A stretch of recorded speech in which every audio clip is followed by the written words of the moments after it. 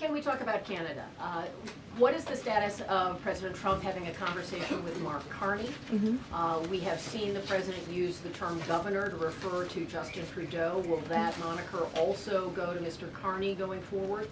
And is the decision to increase the tariffs, is that based on a specific economic metric that he looked at? Is it impulse? How would you describe his reaction to Canada? The president has not yet spoken to Mr. Carney, not since I checked, which was just moments ago.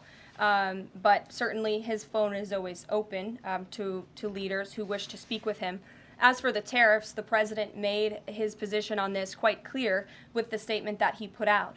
And it was a retaliatory statement due to the escalation of rhetoric that we've seen out of Ontario, Canada. The president saw the Premier, Doug Ford, make an egregious and insulting comment threatening to shut down electricity for the American people, for hardworking American families. He made that threat. The president saw that and has an obligation and a responsibility to respond accordingly and represent the interests of the American people. So he has made the decision to add a 25% tariff. So now steel and aluminum tariffs will come into effect tomorrow at the rate of 50%. And our steel and aluminum industries have actually applauded these tariffs because, again, they know it's going to grow their industry here. It's going to allow them to export more steel that is made right here in the United States with American workers. Egregious and insulting are your words here, but that's what many Canadian leaders have said about the actions President Trump has taken toward Canada. And what do you think the timeline is for speaking to Mr. Carney? Because normally a sitting president speaks to a close ally very quickly when there's new leadership.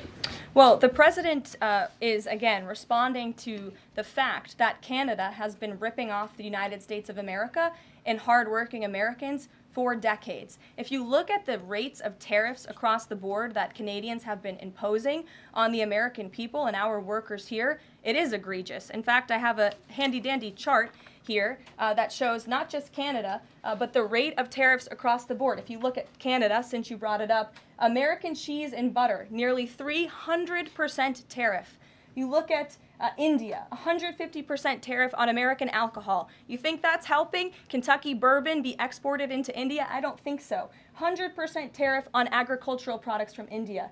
Look at Japan, tariffing rice, 700%.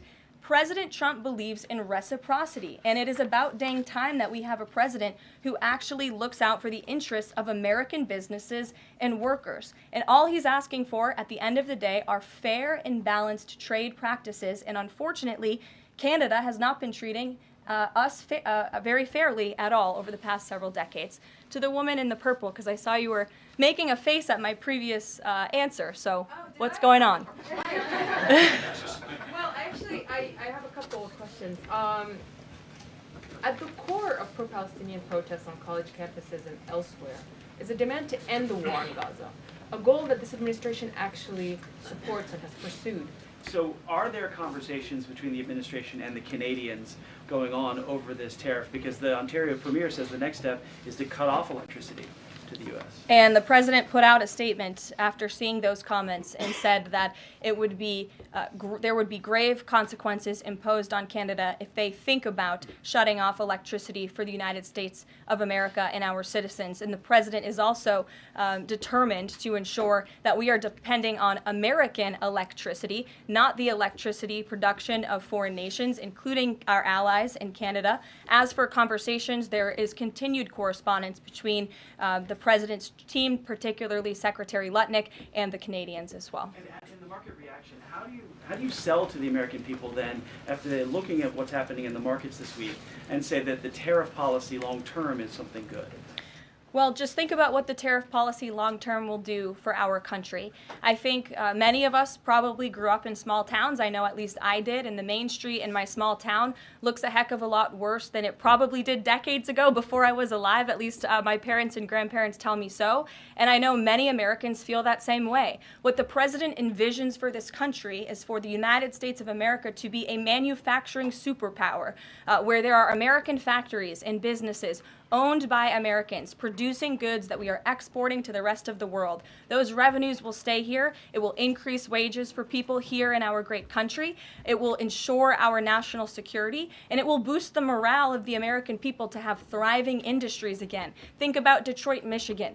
Think about North Carolina, as I mentioned, that used to have a thriving furniture industry that no longer exists because of the globalist trade policies of previous and past administrations. And the American people gave the president a tremendous opportunity to restore American greatness and restore our manufacturing dominance, and he's intent on doing just that.